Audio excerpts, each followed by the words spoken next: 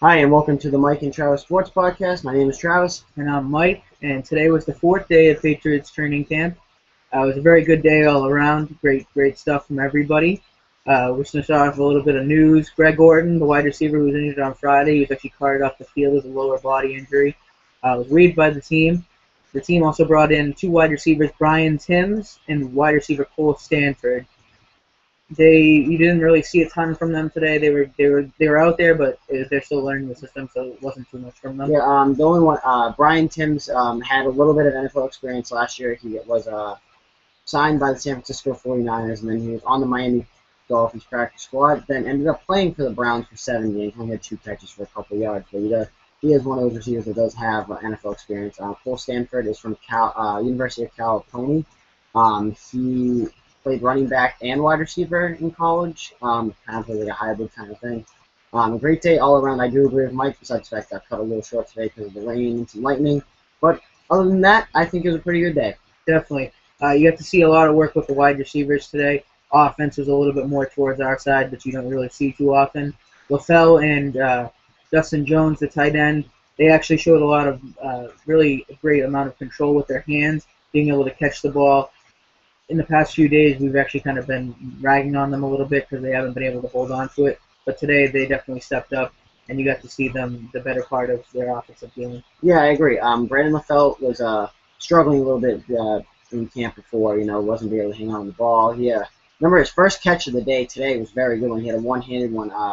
He kind of balled it a little, but then he scooped it in with one hand. We were also really surprised in the stands because anybody who's been there for more than one day knows that Brandon LaFell wasn't having a very good training camp so far, but definitely an improvement from today. Justin Jones had, I think, only one drop today.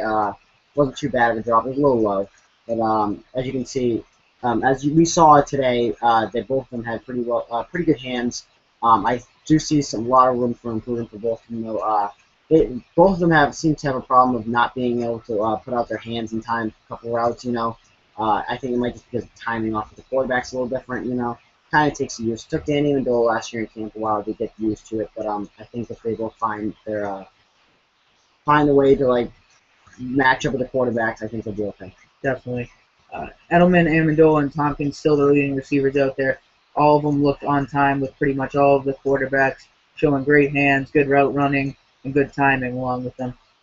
Definitely something to look forward to in the next couple of days of practice, or even in the preseason and regular season, is to kind of see if they're still on that pace, even when the tempo's up a little bit more in like a game time situation. Yeah, I'm kind of excited to see exactly what's going to go on with these three receivers. And Dobson can throw in there as well. Edelman seems to be the number one receiver by far due to last year's success. I can see Amendola being the slot guy, even though he might be the second best receiver on the team. And I believe Tompkins and Dobson are both fighting for that starting position for the outside receiver. And I believe right now, since Tompkins is the only one actually out there on the field, he seems to have the lead. But then again, we also haven't seen Dobson play yet, and we don't know what he's capable of yet coming off from his foot injury. So once he's able to get back on the field, it's going to be a really interesting competition to see. Yeah, as far as one more player in the passing game that we saw today, Gronk participated in a few of the offense drills, where the offensive players, the second line of offensive players, usually plays on the defense side. You definitely got to see him a little bit in there today, which is a good sign because he did not do anything the past few days. Really hasn't done much. Yeah, it was better than that. It seems to be a very small increase of what Gronk's able to do in the field. We also don't want to work him too hard because we do want him to be able to be good for the regular season. That's the most important part of the NFL season. So once Gronk is able to probably do a little bit more on offense, you'll be able to see him a little bit more drills. But it was nice to see him actually play against other players instead of just going one-on-one by himself for a couple plays. So I'm really excited to see exactly what's going to go on with Gronkowski later in the training camp, there in practice. Hopefully it's not too much where you're still able to say, okay, I think Gronk's good, and hopefully it's enough where you can say, okay, Gronk is good as well. Yeah. So as far as that's really all we had to talk about as far as the passing game. As far as the receiving end, onto the running backs a little bit. They did run a lot of off-tackle plays today, which is definitely something we haven't really seen here in a couple years. not really since Matt Light was really dominant in the off tackle runs. Yeah, and I wouldn't even say the fact that the blocking itself. We haven't had that running back in a while that's been able to have that speed to the outside. If you know, the last running back we really saw with some decent speed be able to run off tackles, Maroney, I would probably say. Um, with the running backs like Ben Jarvis, Green Ellis, and when we had Corey Dillon before Maroney, they were mostly guys that ran right up the middle and got as many yards as they could. We haven't had a running back in a while that's really good off tackle, being able to get positive yards off tackle. And Ridley seems like he could be that running back. Green definitely because of the speed. We've been seeing a lot of success with James White apparently off tackle, and that's good to see because I'd like to see a running back that come out in a certain situations, especially with the healthy Vollmer, be able to run off tackle right would be really nice in our offense. You know, be able to open up the field a little bit more. Roy Finch had a couple good ones. I see Roy Finch like looking more of like a Danny Woodhead kind of player out there right now. Maybe not on the receiving end very well, but definitely the runs where you could definitely not see him over the line like you could see with Woodhead, and he's able to sneak up the middle. And I hope that's a kind of player that Bill Belichick wants to turn Roy Finch into. Because that definitely be a nice, interesting part to our offense. You know, it's pretty cool to see a small running back like that shine again in training camp. Golden looked really strong once again. He seems like he wants to really take that blunt role that they had last year, and that'd be really nice to see because Bolden definitely has that strength that Blunt has. And I'd say pretty much on all, and even like the running back you expect now, with the team, Jonas Gray had a couple really good runs. One of them he was untouched for. He just ran right to the middle, untouched, and made a touch. Yeah. The running backs all looked very good today. It was kind of a good day for running backs. A lot of good blocking, a lot of good moves, a good day overall for them. The quarterbacks today, they look pretty average, nothing too amazing. Brady was fired up today.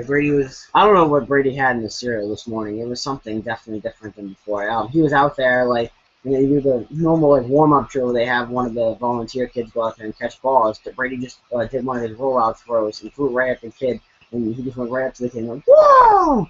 Like I don't know. It was pretty cool to see. I don't know if it was just because like it was the last day, or just because they're the last day before their day off. They're not practicing tomorrow, so maybe they're just all fired up and stuff like that. All this energy coming out, but it might have just been because Brady is Brady. You know, we see Brady do that all the time in games. It's just weird to see it right in earlier practice. Yeah, he did that. He went up to the kid and went woo, and then went up to the camera and went woo woo woo, and he was fired up all day. It was very loud, very energetic, which is awesome to see because usually when you think of Brady in practice, you think, oh, he's just down to business. But he's not. He's there to have fun too. He loves the game of football. And I think that's what kind of got the team kind of going today. You know, definitely Mallett the same way. Mallett was when they were doing some goal line plays today. Mallett gave the ball to, I believe it was Jonas Gray, and he flipped out and he was like pumping his fist and stuff like that. They had the music going today for the practice to practice some little bit of noise kind of thing. I think that's what was going on because we do have play a couple dome games this year. I believe I know we definitely play Indianapolis in Indy, so that's going to be very loud because Indy hasn't had us in their stadium since Peyton Manning left. So this is going to be a very interesting game. That's one of the games I'm still kind of questioning on whether or not it's going to be a win or loss. I think we're a better team than Indy. It's just the environment. We're not like the best team to play. Like we're not. Okay, better way to say this. Indy's place is very hard to play, which makes their opponents when they go in there not able to play to the best of their advantage. Yep. We see that a lot in domes. We see that a lot in louder stadiums like Seattle has, where they're all so loud that the opposing team that comes in there is really not used to it. They try to get you ready for it by playing music like that or having the fans get into it. The fans got into it a little bit today, not nearly to the level of Seattle fans, or even we were just watching NFL Network and the Browns fans were going insane. But it was definitely a little bit louder today. But the quarterbacks, like I said, they look average, nothing too bright there. A lot of the quarterbacks had good plays on the deep ball. Actually, surprisingly, they were leading receivers, which you haven't really seen around here in a while. The only real big down spot today was Mallett's interception.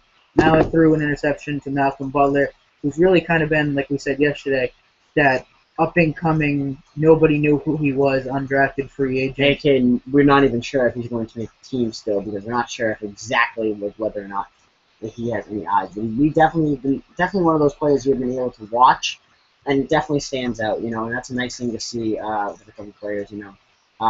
I don't know if he's actually going to make the teams. We do have pretty good depth now in corners since we signed Revis and Browner. But at the same time, having too many corners is never a bad idea. You never know who's ever going to go down with injury, and that's why me and Mike are saying that all these running backs that we see, what happens if Ridley goes down for the year, Green goes down for the year, like we did last year for a little bit. We have these running backs that we can add in, and that would be nice to have a cornerback like Butler who's just coming out of nowhere and doesn't even get his own number. He has to share a number with somebody. Yeah. And as far as like Garoppolo goes, he still looked a little nervous today. He wasn't getting inspired up as Mallett and Brady, which is understandable because he doesn't really have that confidence yet at the NFL level. He playing and practicing in front of more people that were there than went to his games when he was at Eastern Illinois. But he definitely had the best throw of the day today. I would probably say he squeezed one between like a couple linebackers and right over the defensive line, and it put it right in the guy's hand. It was a pretty good play. Yeah, that was definitely his best throw so far at training camp.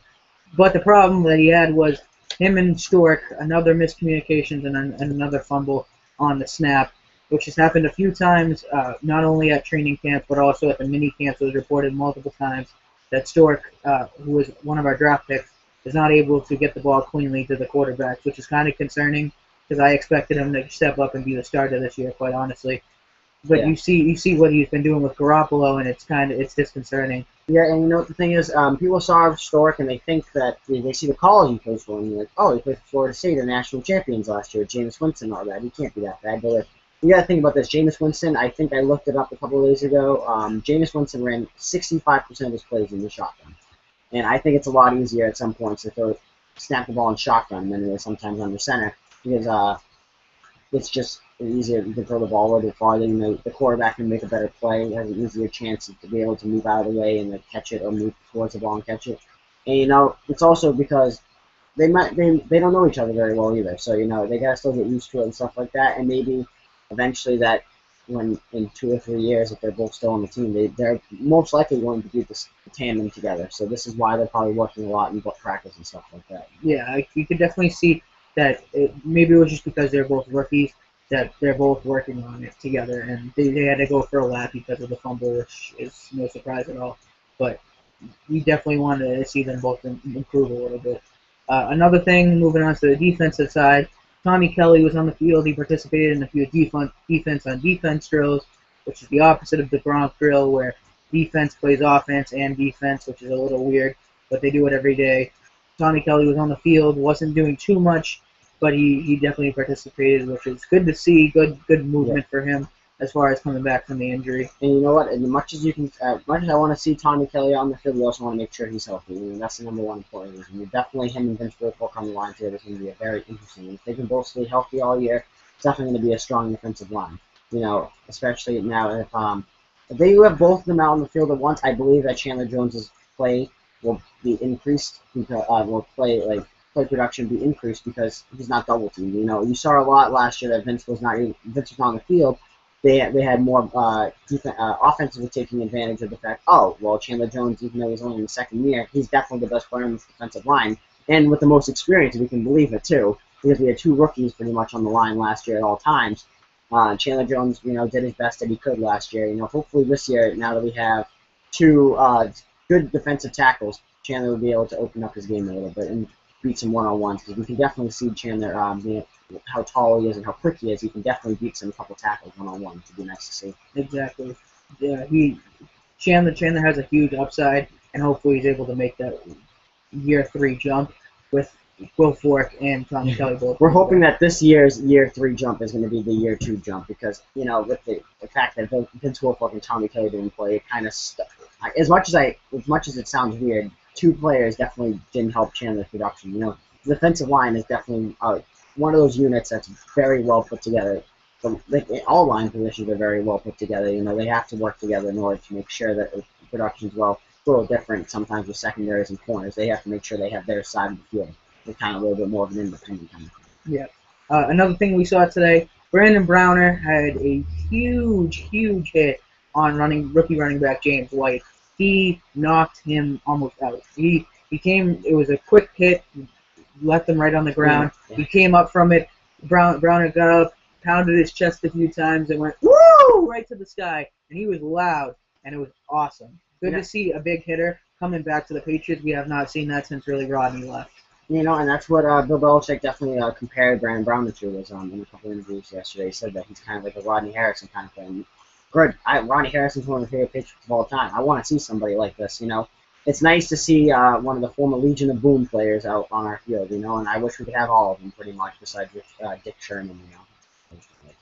But you have to go with the fact that Brandon Browner also didn't put that much effort into the hit. He was still standing still when he was like hit him. He did one of those kind of like hits that you could see by big safeties, you know, that lower their shoulder and put them down on the ground, you know. And that's what those hits are my favorite kind of hits when the defensive player is still standing on the ground. Yeah. As far as defense, like I said, there wasn't really much to focus on today because we didn't see a lot of the big team drills. Onto the special team side a little bit, it was odd seeing at the beginning of practice, Kenbro Tompkins was actually out there for punt returns, which that's not his role. He's never really done punt returns around New England. So it was interesting to see. Do you have any comments on that? You think he could? Honestly, I think it might have just been the fact that he came out really early to the field and was just trying to find something to do. But you know, it's also just because you got to explore. You know, maybe Bill Belichick said that, hey, you know what, you're one of those. He's also realizing, hey, he's one of those players that's definitely on the bubble for not only making like a team or a starting job. If he can work his way into the special teams, that would also really help his cause as well and keep his value a little bit higher on the team. The funniest thing about that was when the players throw the balls back to like the volunteer kids, he was like him throwing the ball. He was like throwing it at the ground. It just looked like really weird, like he's never thrown a football before ever. Yeah. The punt returns, all in all, Edelman had a few really good punt returns that it looked like even if the defense was going to hit him, I don't think they would have gotten to him. He had like 2 or 3 punt return touchdowns, which was nice to see. That's really it for most of the play. Like I said, it rained at the end, and there was a little bit of lightning, so we really didn't. They canceled practice right then. They cut it off right at the end. For half an hour, 25 minutes left in it. So we didn't really get to see any of the 11-on-11s, which kind of sucks because this was the last day that me and Travis are both going together. But I might be going back on Wednesday, so I have no idea. Mm-hmm. But it sucked that it ended that way. You know, and at the same time, but it was definitely one of those solid, productive days that team, and you know that's definitely what we want to look for. And we're going to see the fact that these players that we get to see, this might be the last time we ever get to see them. And, you know, and that's kind of one of those things that especially me, this is a little bit more special to me because like this is the only time I get to see the Patriots usually because I don't get to go to most of the games. He gets to go to a couple games a year usually. He gets to see them. I like to be able to go to training camp. First of all, it's free. You get to see Patriots players that have won Super Bowls go free, you know, and it's kind of nice. And I just want to let everybody know that this is what we are focusing on right now. And mostly, I believe that since the Red Sox season is over, I might start a blog later today about the JP trade just to get off a little off topic there. But this is mostly what we're going to be focusing on for the rest of the year until maybe the Bruins and Celtics start back up. But this is the number one thing right now. Yeah. So basically, today it was a quick little overview of what happened. Not too much going on, but it was a good practice overall. Like we said, we're not going to be there tomorrow, so we're probably not going to have another video. I might do one after Wednesday's practice. I will be by myself, so I may do a video, may do a blog post. Haven't really decided yet. As far as the social media stuff, I'll give you guys that again. Facebook.com/BeantownSports5, Twitter @BeantownSports5, @Masal_bro, @JTAlden11. The blog is beantownsports.sportsblog.com. I did it 2 days in a row perfectly. Took me a while, but I can do it again. You practice it in there. I might do it sometimes. Don't judge me a little bit. Thank you for everybody who's watching us. We've been getting a pretty decent amount of views for us. Before we were getting like 12, and we got like 75, 80 from our video from yesterday. So thank you very much. We definitely like the feedback. Anybody that wants to message us on Facebook, message us on Twitter, comment below. We'll see them all. And another thing, I just want to let everybody know, definitely the feedback part, let us know if you like these shorter videos better than our longer ones. I know that those longer ones are usually just for me and Mike like to talk, and we had a lot to catch up on. But if you definitely want like more videos with less time, and then like us wait a week and then like talk about a certain thing, for like a longer period of time, let us know, because I know like the longer videos, many people have the time to sit down and listen to them. People like us, we have time. We're listening to sports radio and stuff like that, so we can usually do it. But there's some people that rather just watch like 20-minute views, which is fine. But let us know if you'd rather have more videos with less time, or like a longer, like read a week and then you put one long video out, and then even if to break it up during the week, you can. It's not a big deal. Yeah, so with that being said, thank you guys for watching. Definitely give us some feedback. Subscribe to our channel. Add us our thing on Facebook. I don't even know what it's called anymore. Like the page. Follow the Twitter account. Follow us on Twitter. Follow us on Twitter. Do everything. We'll see you guys soon enough. We'll be back. Have a good one, guys. Thank you. Thank you.